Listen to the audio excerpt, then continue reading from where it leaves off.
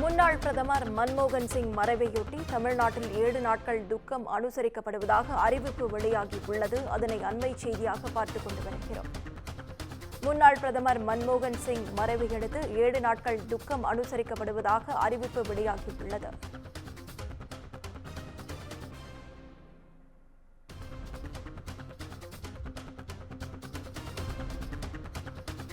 முன்னாள் பிரதமர் மன்மோகன் சிங் மறைவையொட்டி தமிழ்நாட்டில் 7 நாட்கள் துக்கம் அனுசரிக்கப்படுவதாக அறிவிப்பு வெளியாகியுள்ளது. அதனை அண்மை செய்தியாக பார்த்துக் கொண்டு வருகிறோம்.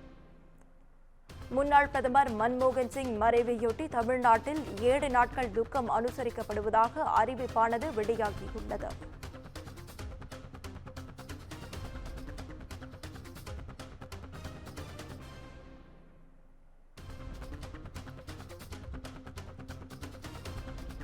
இதுகுறித்த முழு விவரங்களை வழங்க தலைமைச் செய்தியாளர் சிவா நம்மோட இணைப்பில் காத்திருக்கிறார். சிவா, வணக்கம். விவரங்கள்.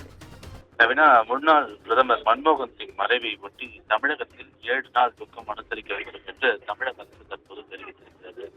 குறிப்பாக தன்னுடைய 92வது வயதில் மறைந்திருக்கக்கூடிய முன்னாள் பிரதமர் மன்மோகன் சிங்குடைய மறைவு என்பது ஏற்றுக்கொள்ள இயலாத ஒன்று என்றும், அவர் இந்தியாவிற்கு ஆற்றிய பங்கு என்பது அளப்பரியது என்றும் ஏற்கனவே முதலமைச்சர் மு.க. ஸ்டாலின் தன்னுடைய இரங்கல் குறிப்பில் தெரிவித்திருந்தார்.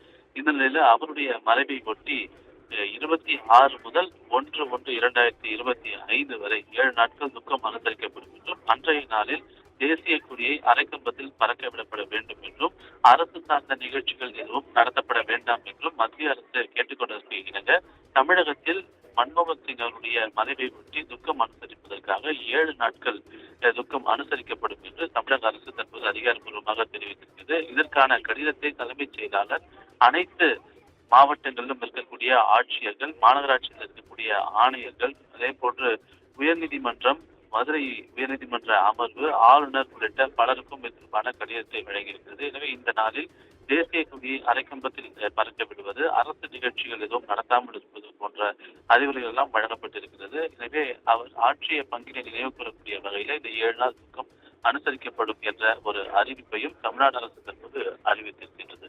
நவீனா, விவரங்களுக்கு நன்றி சிவா.